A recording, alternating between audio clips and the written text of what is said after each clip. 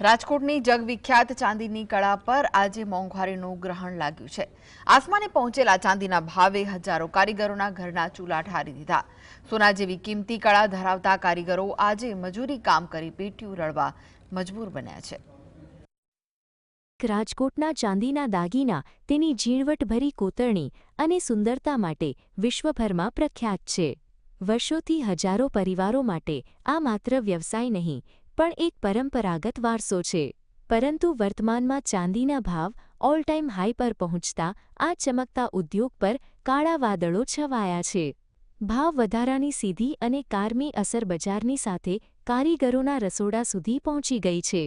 પરિસ્થિતિ એવી સર્જાઈ છે કે જે કારીગરો આખો દિવસ ચાંદીના દાગીના ઘડવામાં વ્યસ્ત રહેતા હતા તેઓ આજે ઓર્ડરના અભાવે નવરા બેસી રહ્યા છે। ગ્રાહકોની ખરીદ શક્તિ ઘટતા વેપારીઓએ નવા ઓર્ડર આપવાનું લગભગ બંધ કરી દીધું છે। કારીગરોની વ્યથા છે કે અગાઉ તેઓ મહિને 30થી 40 હજાર રૂપિયાની સુખદ આવક મેળવતા હતા, જે અત્યારે શૂન્ય જેવી થઈ ગઈ છે।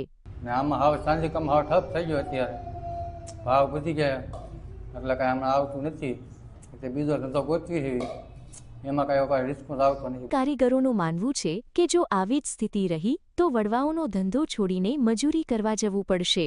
આ સંકટમાં મહિલા કારીગરોની હાલત વધુ કફોડી છે।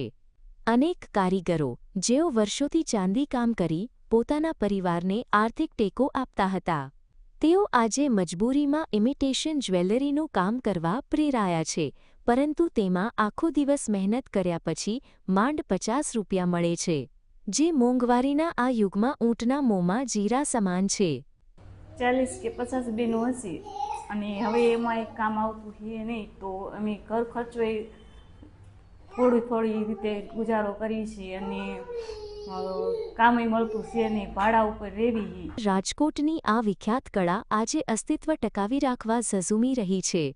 જો ચાંદીના ભાવમાં આવી જ અસ્થિરતા રહી અને કારીગરોને યોગ્ય વળતર ન મળ્યું તો આ હસ્તકળા હંમેશ માટે વિસરાઈ જશે। ગરીબ અને મધ્યમવર્ગીય કારીગરોની રોજીરોટી છીનવાઈ રહી છે, જે આ ઉદ્યોગ માટે લાલબત્તી સમાન છે। લકી રાજસિંહ ઝાલા, GSTV રાજકોટ।